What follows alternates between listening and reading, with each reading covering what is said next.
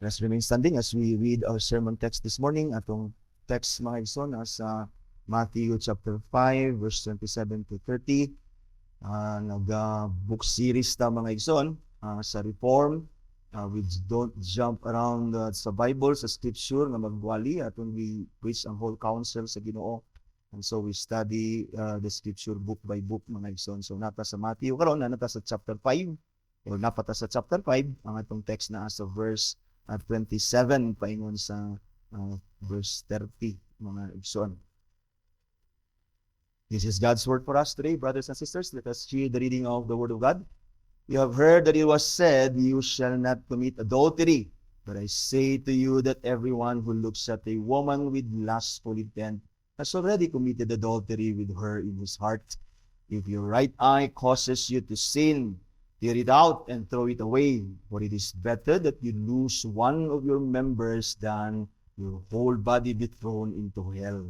And if your right hand causes you to sin, tear it off and throw it away, for it is better that you lose one of your members than that your whole body go into hell.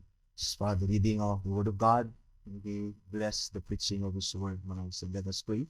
Gracious God, thankful always ang imong katawhan, na imong pulong na ang Bible, ang imong word, Scripture, Ginoo God, na himo nga na-preserve by your providence so that we, your people, from generation to generation, would come to know you, would come to know your will, would come to know, O God, how we are to live our lives as thy people, even in this fallen world, Ginoo. So, Father, we thank you nga di lang namo kini mabasa, mawali kini sa mo, matudlo kini sa mo, Father, but we don't depend on ourselves, Lord. We trust that you promise us that your Spirit, Lord God, will be our teacher.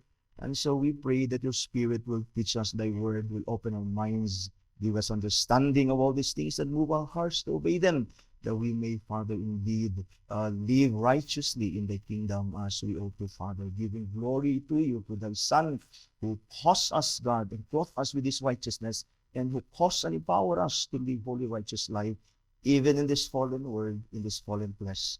For the glory of thy name, these things we ask in the name of your Son, Jesus Christ, our Lord. Amen. Let us all be seated, brothers and sisters. Let's presence of Ginoo. Atong paminahon ang pagwali niini mga igsoon sa pulong sa Ginoo. Natani nga portion and that we hear, let's hear ang usay atong katunan ani. And we trust that the Lord will bless His people and will speak to His people through His word. Ako ning giuluhan mga igsoon, this is part 2 sa atong the righteousness of the kingdom. The Lord has not wala niya gibag-o ang balaod. In fact, naingon siya, wala niya gi-abolish but to fulfill the law on our behalf. And also we are called to obey the law sa Ginoo as God's people, because the kingdom of God is not a matter of food and drink, but it is a matter of righteousness, peace, and joy in the Holy Spirit. And so we ought to live and obey the laws of God as His people.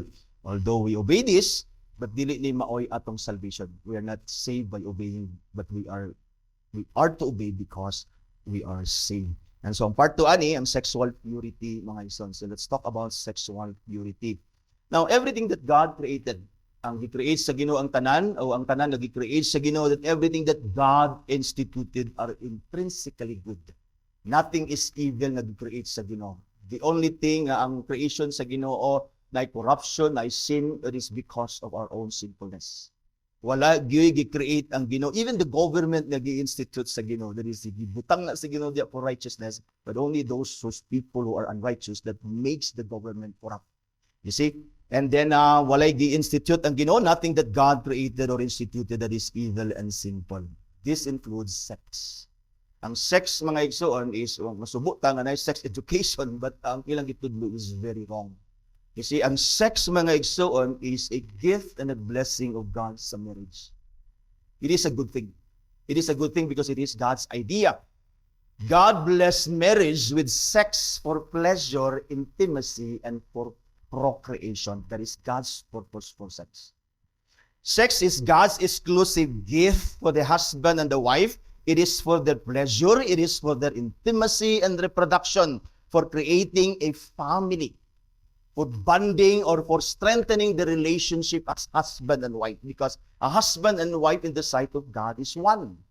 They must maintain their intimacy and their oneness. Because as a husband and wife, we are sinners, corrupta, and somehow, pwede nga ang atong oneness in the sight of God will be corrupted.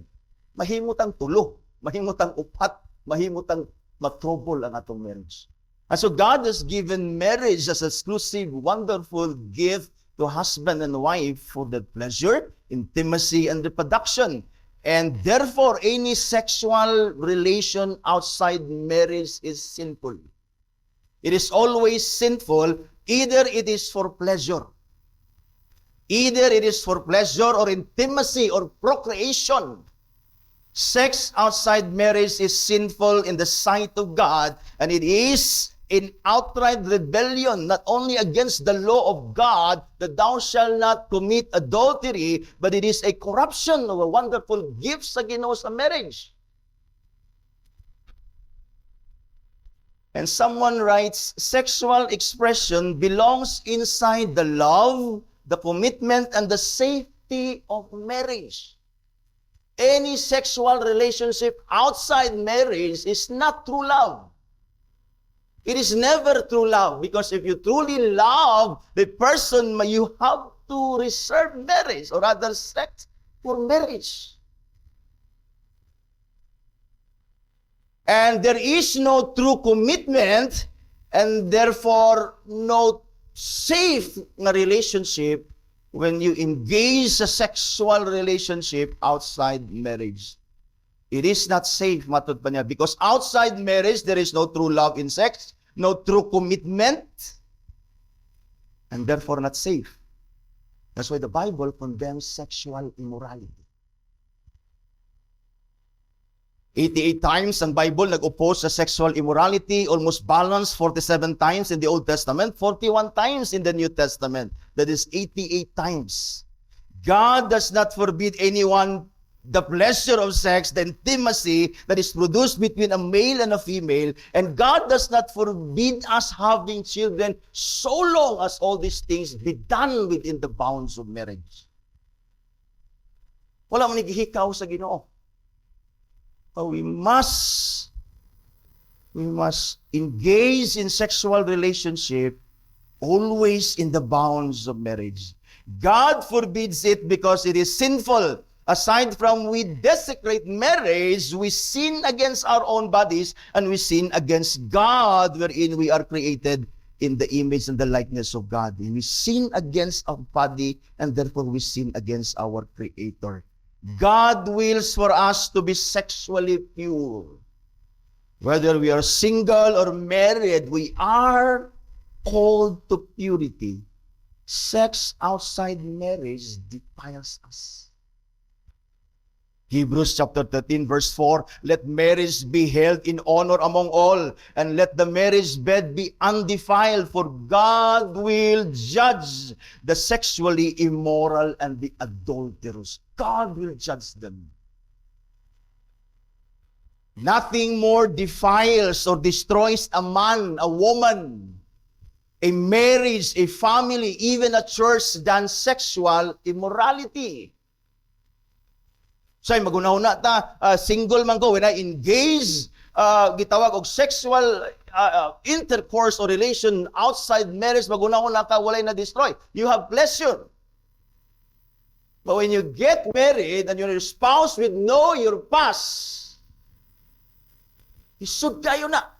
Yeah, you overcome.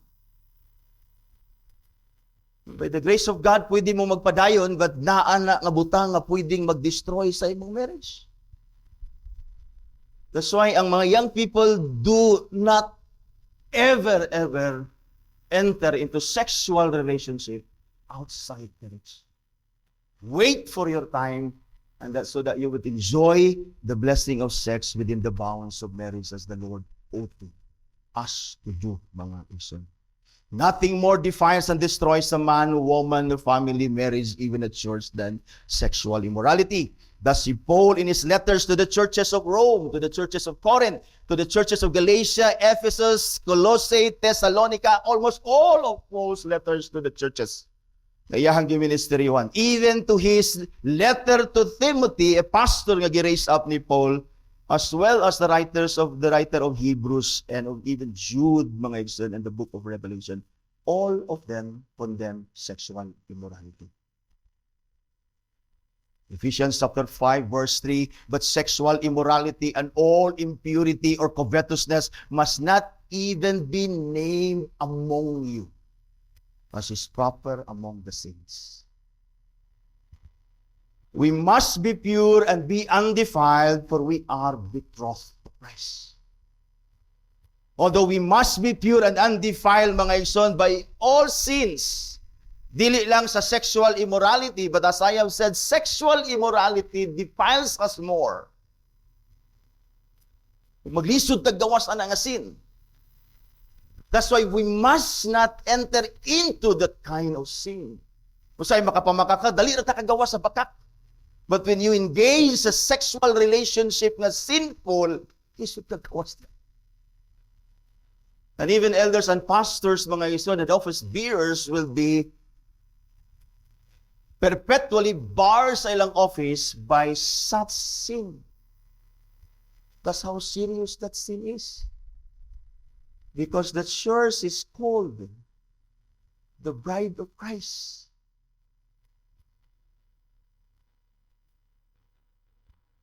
And we are betrothed to Christ. So, masagin ni Paul, 2 Corinthians chapter 11, verse 2, for I feel a divine jealousy for you, since I betrothed you to one husband, to present you as a pure virgin to Christ. We must keep ourselves from sexual impurity or immorality. It defiles us and the church. 1 Corinthians 6, verse 18 to 20, na si Paul, flee from sexual immorality. Every other sin a person commits is outside the body, but the sexually immoral person sins against his own body. Or do you not know that your body is a temple of the Holy Spirit within you, whom you have from God? You are not your own. You were bought with a price. So glorify God in your body. Especially kita mga believers.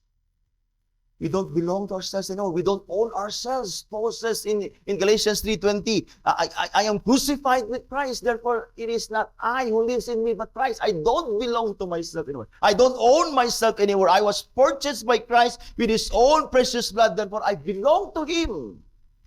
He said, the life I live in the body, I live by faith ng Christ. Wala ta did is sa Ginoo to enjoy, to have intimacy and to have children, but it is always in the bounds of marriage, brothers and sisters. Sexual sin begins in the heart. One of the dangers of sexual sin. It begins in the heart, as Jesus pointed here sa atong text.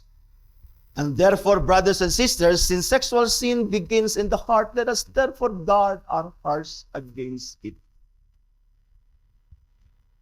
Matthew chapter 15, verse 19, sama sa itong gibasa kaganiya sa Mark, mga igsoon, for out of the heart come evil thoughts, murder, adultery, sexual immorality, thief, false witness, and slander. We must guard our hearts against sin, all sin, especially the sin of sexual immorality. And this is what we're going to do, brothers and sisters, to guard our hearts against sexual immorality. First, we must make a covenant literally. When itulog ni Jesus din, we must make a covenant literally with our eyes, not to look at a woman lustfully. That is literal, mga ison. This is not only for men, but for women as well, young and old, because dili nato ni masulti, mga ison, na kaning human ni Jesus, ni para na ni sa mga lalaki. Because all are tempted to sin sexually. Ningon si Jesus din, you have heard that it was said, you shall not commit adultery. But I say to you that everyone who looks at a woman with lustful intent has already committed adultery with her in his heart.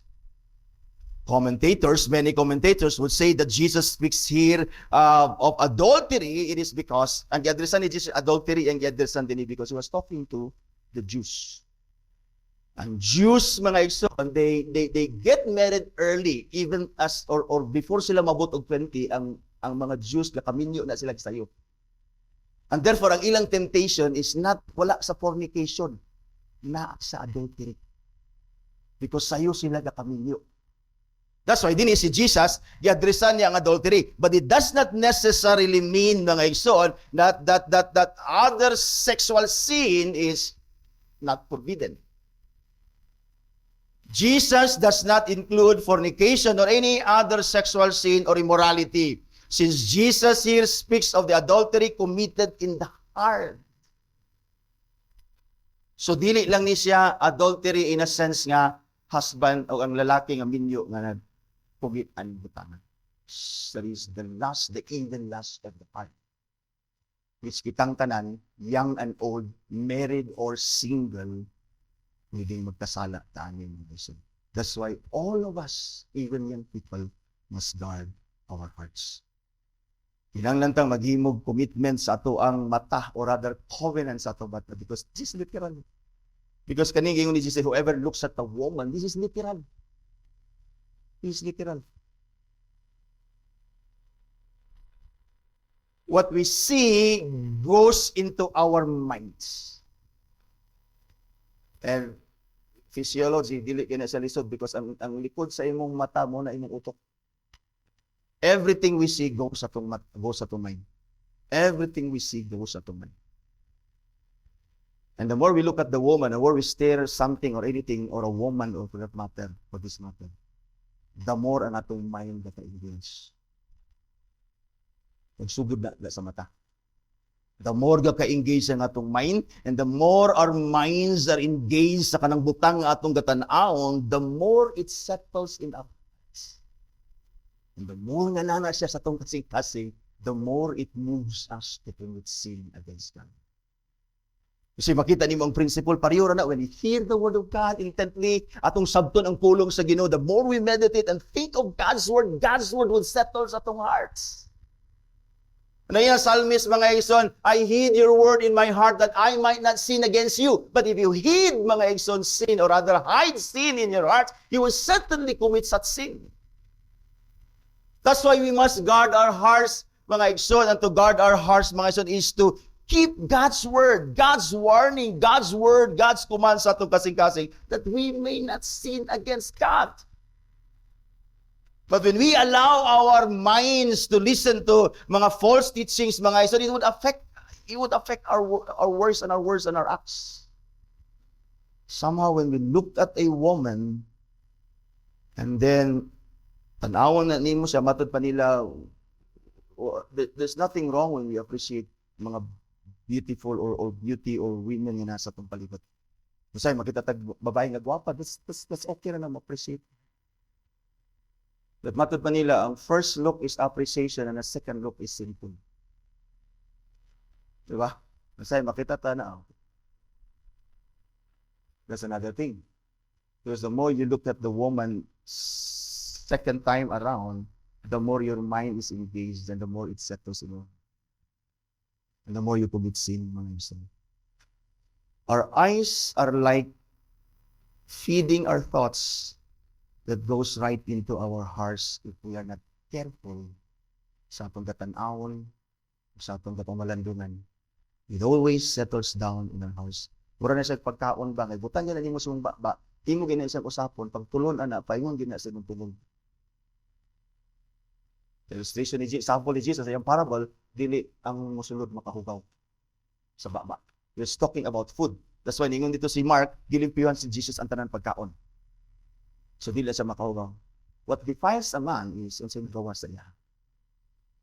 Because ang heart sa tao didto ang evil, didto ang sin. And what is those sin? What is those things that settles in the heart sa tao? Mga evil. Una, di ka na sa mata, di ka na sa kadunggan. Yung makadunggan mo evil false teaching that settles in your hearts, that affects how you respond or how you live as a Christian. Ibangan sa Ginoo. And somehow, the subject ni Jesus din is about what we see. What we see. There is a phrase that is attributed to Martin Luther na ingon din si Martin Luther na ingon, it's very common yun siya. You cannot keep birds from flying over your head, but you can keep them from building a nest on your wing. Sayang lang ka, maglabay-labay na sa imong ulo, okay na. Pero kung magsalag na sila sa imong ulo, ang problema na sa imo. Because you allowed the bird to build a nest sa imong buhok o sa imong ulo. Di na to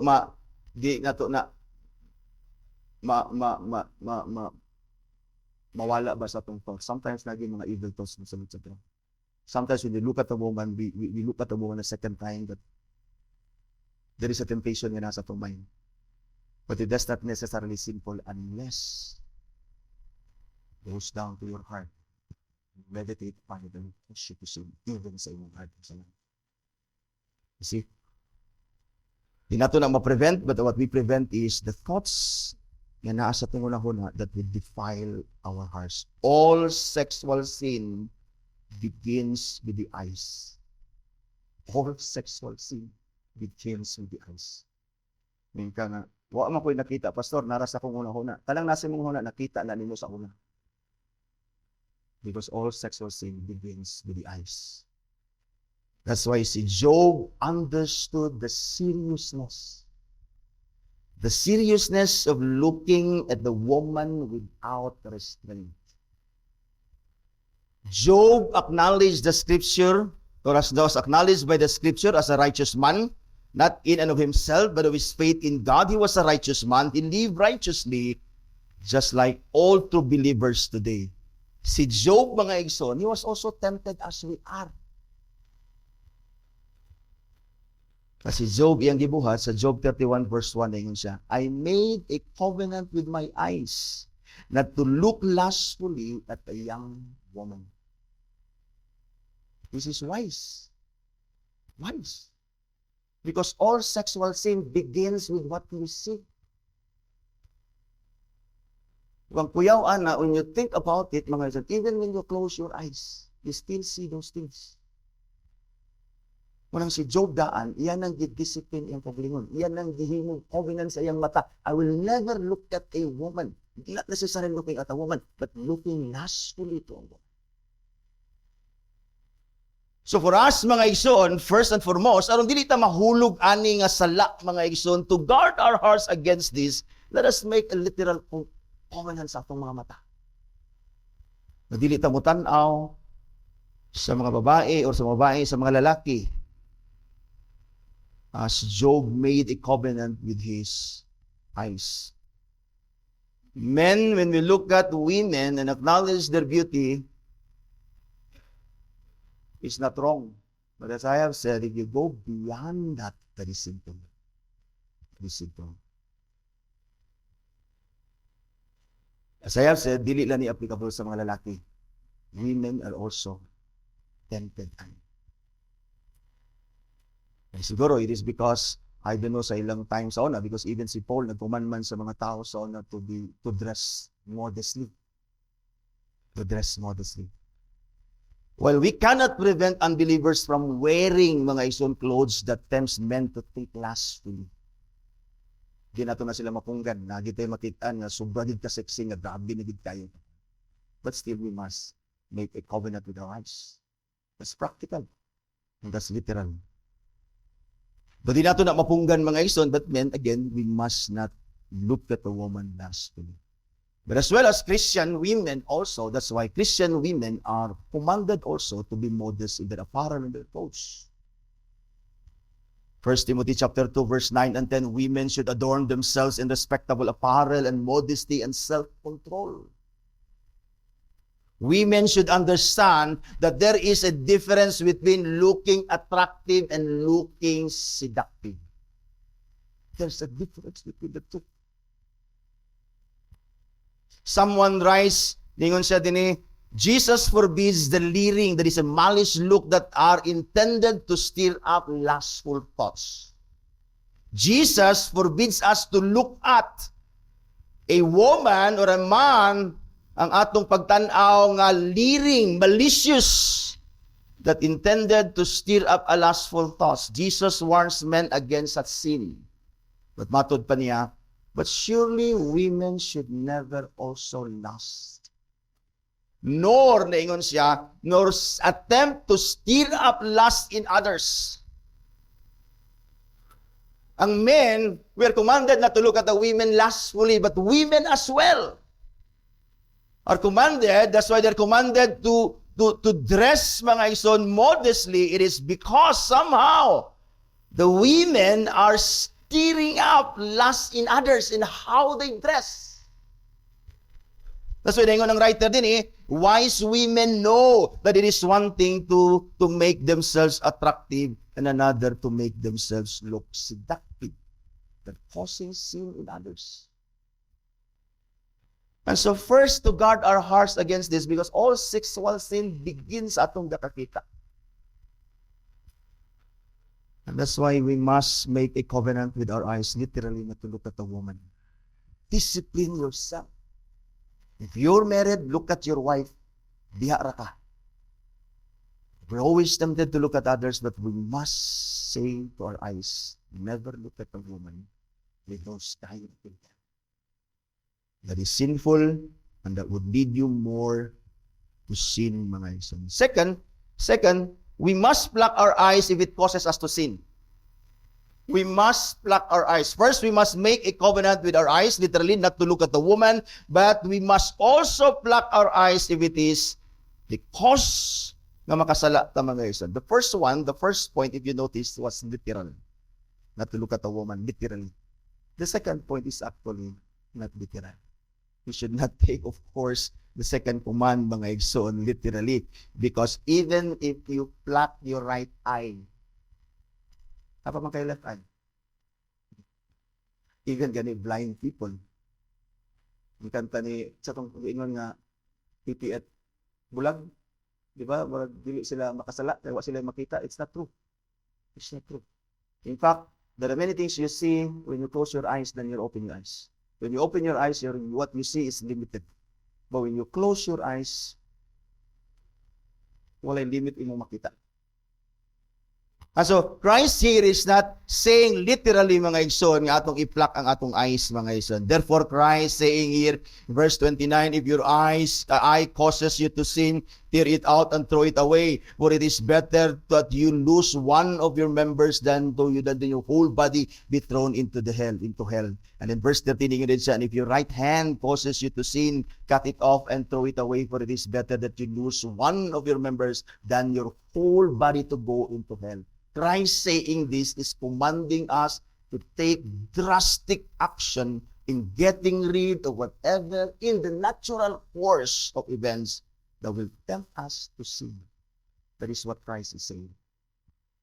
We must, in other words, immediately rid of anything that would lead us to sin. This is what Christ is saying. Rid of every temptation to watch pornographic videos, magazines, etc. Anything that would cause you to sin, especially sa sexual sin, mga igsoon, immediately rid of those things. Even conversation that would lead you to sexual sin. So what Christ is saying in plucking out our eyes and cutting off our hand is simply saying, rid of yourself anything that causes you to sin. In other words, at the very first sign of sexual sin, flee. Flee from it, mga igsoon. Because if you will not rid of the evil your eyes have seen, your heart will move you to commit sin. That's why at the very first sign of sexual sin, flee. Flee.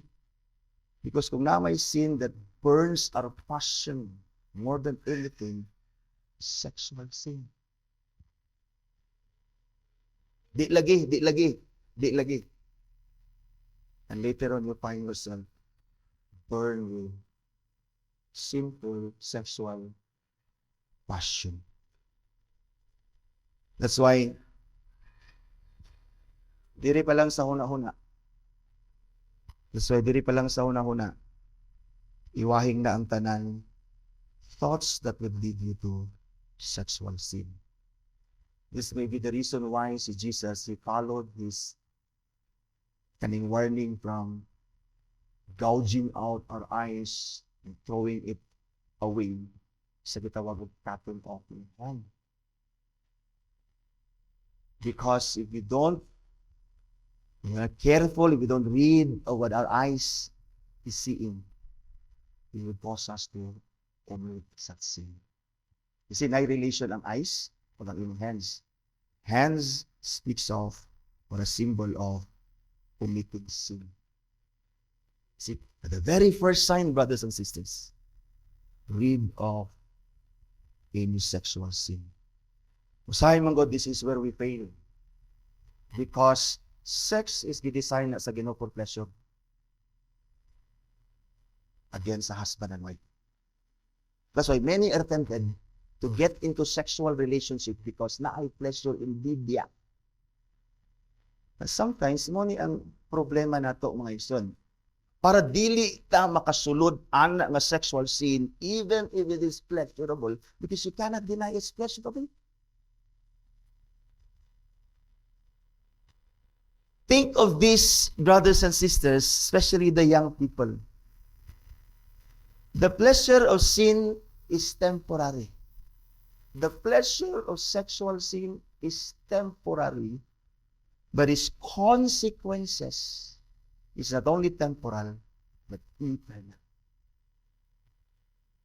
Temporary ra nga pleasure.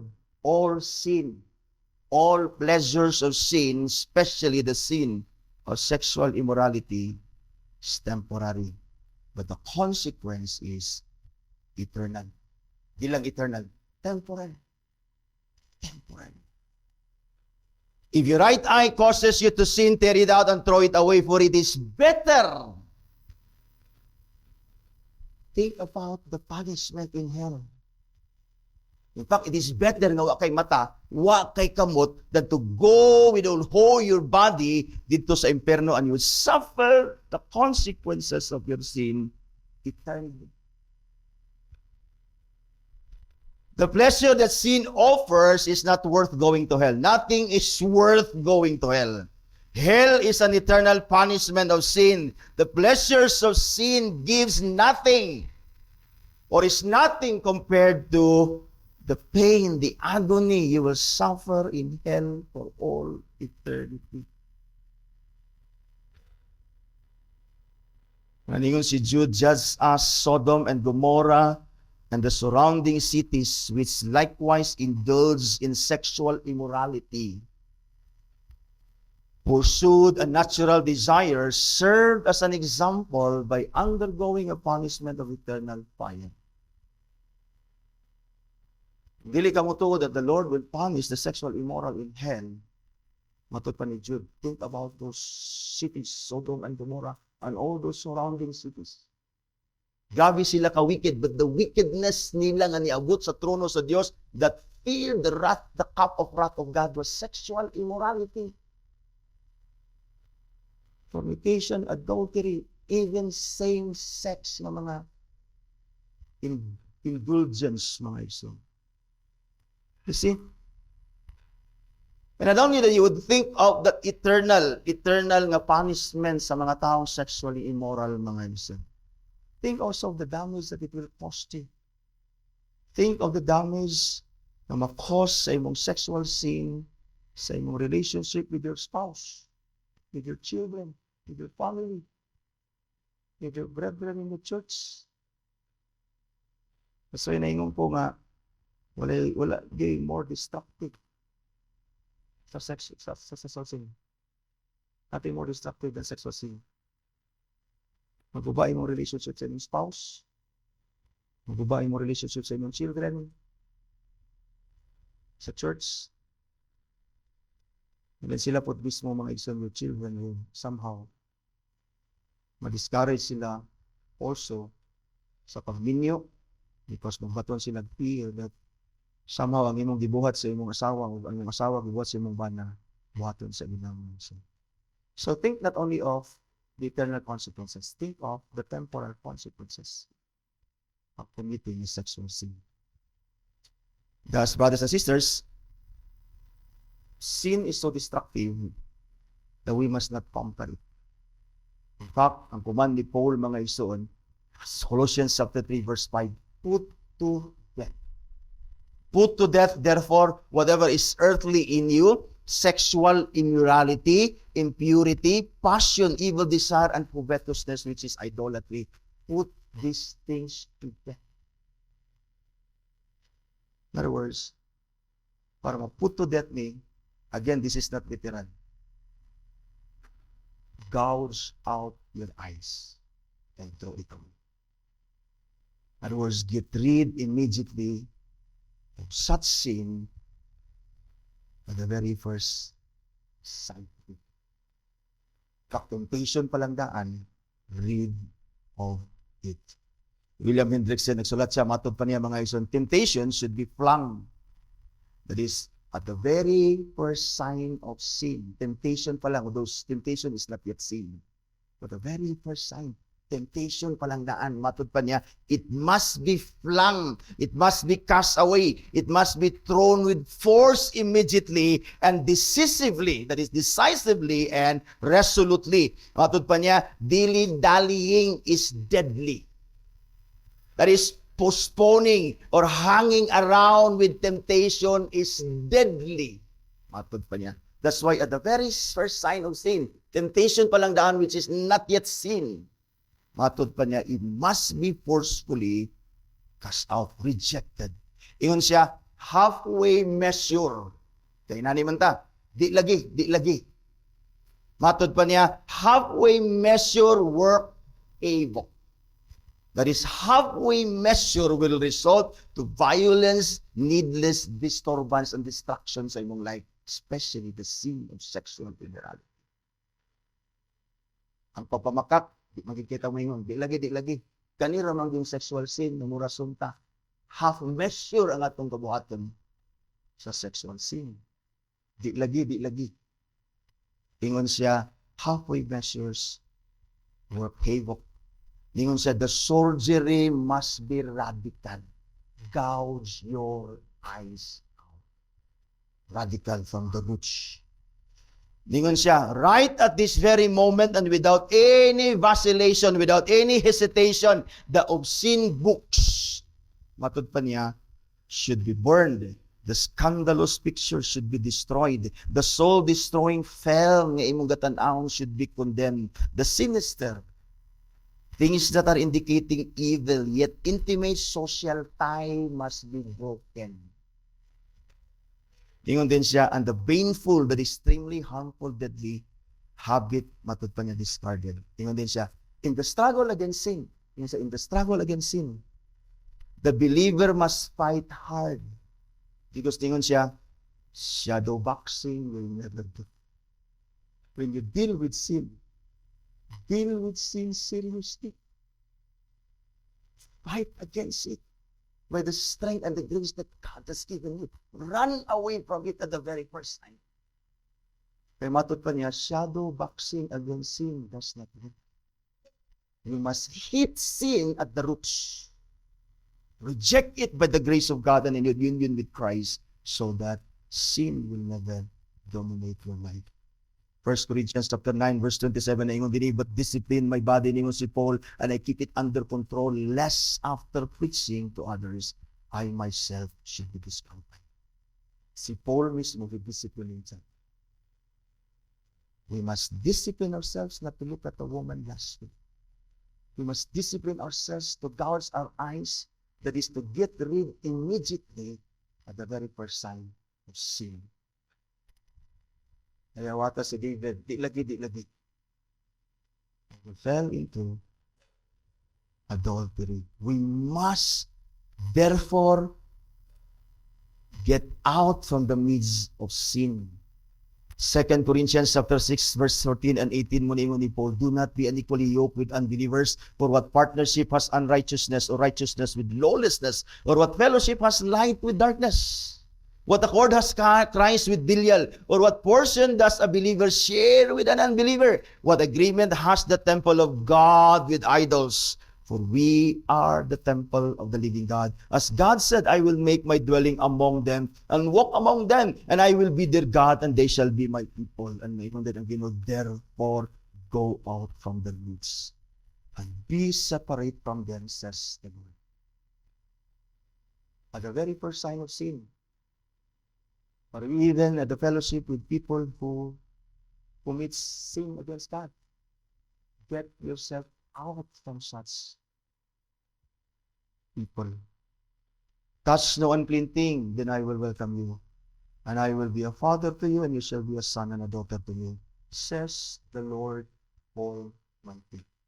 That is, says the Lord Almighty to his people. Of course, we make a covenant with our eyes. Of course, we read, we know, we must read immediately of sin, of evil temptation. We know these things not to happen. But of course, my son, I know our actions will never succeed apart from Christ. I know that our actions will never succeed apart from the powerful, sanctifying, and transforming work or operation of the Holy Spirit in our hearts and lives. And this leads us to the final point this morning, brothers and sisters. This is an application. This is an application. We must make a covenant. That's the right thing. Our eyes. We must gouge our eyes. We must throw it away. That is a very first sign of sin. We must rid of it. But none of us can do this apart from Christ. That's why our application, mga igsoon, to guard our heart. Because sexual sin begins or diha na ang last sa atong heart, mga igsoon. And therefore, we must guard our hearts. And to guard our hearts is to fix our eyes on Christ. This is our application. The last point. We must therefore fix our eyes on Christ. That's the only way we can guard our hearts. Kasi naingon ang writer sa Hebrews 12:2, naingon siya. Fixing our eyes on Christ, the pioneer and the perfecter of our faith, for the joy set before him, he endured the cross, scorning its shame, and sat down at the right hand of the throne. See, Christ, he was tempted in every way to sin. He was surrounded by women. They were so close to him. In fact, women ministered to Christ. That's why many preachers ministered fell into sin of sexual immorality because they do not heed the warning of Christ. Yet si Christ, he carried his cross with joy. It is because he knew that those who will be with him will be saved from sin. Because the only way for us not to fall into sin is to be in Christ. When we are tempted, because we are all tempted, young and old, married and unmarried, we are all tempted sa sexual sin. When we are tempted, brothers and sisters, fix your eyes on Christ. Fix your eyes on Christ. He who is tempted in every way, yet without sin, will strengthen you by His Spirit in you. Fix your eyes on Christ. You see, dili lang sa sexual sin, all sin. When you are tempted of sin, look at Christ. Look at Him. Hindi ka kaingon nga, Lord, slide kay kalibutan, Lord, tao ra ko. No, yeah, tao ra ta. Yes, we are all human beings. We are all sinful. But as a believer, you are different from an unbeliever. Because Christ's Spirit dwells in you to strengthen and empower you to walk in His ways. That's why when you are tempted, look at Christ. Look at how He suffered for your sin, how He was crucified, and how He was cursed for your sin, mga igsoon. Look at Christ, how the Lord God punished Christ for our sin. That's when I go ng Hebrews, mga igsoon, we continue to sin. We are crucifying again the Son of God, putting Christ to public shame. That's why ang sexual immorality nga sin sa mga katawan sa Diyos, especially sin sa mga office bearers, is grabe ka shameful. That puts Christ and His church to public shame. That's why we must rid of it. At the very first sign, temptation pa lang daan, fix your eyes on Christ. But somehow, lagi mo fall sa tuwa. God forbid. But lagi ni fall. But when you fall into temptation to sin sexually, ayaw ka discourage mga igsoon.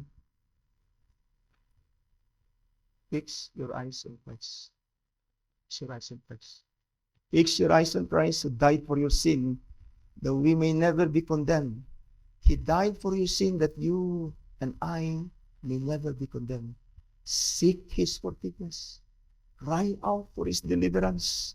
Cry out for restoration and correction. Nakakumit man ka ani against your spouse, ask the Lord's forgiveness.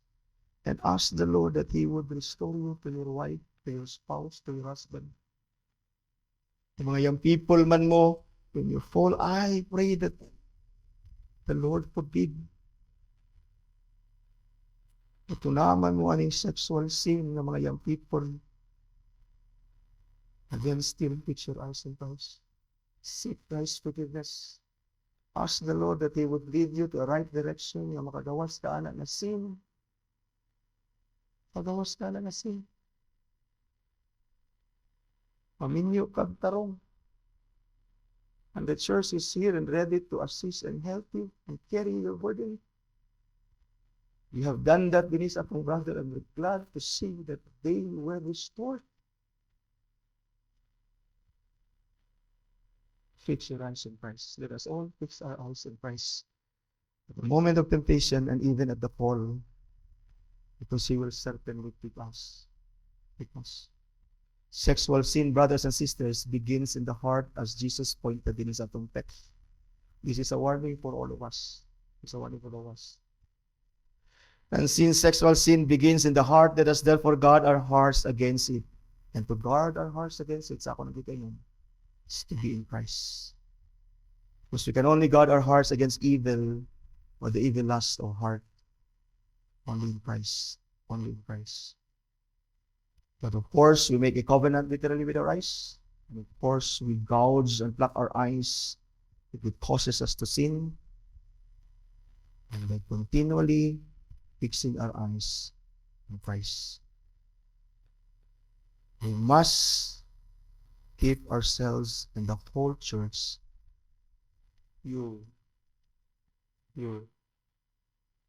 Why? Because we are betrothed to one husband, and the Lord will present us to Himself as a virgin. Thus the church is called to purity, especially sexual purity.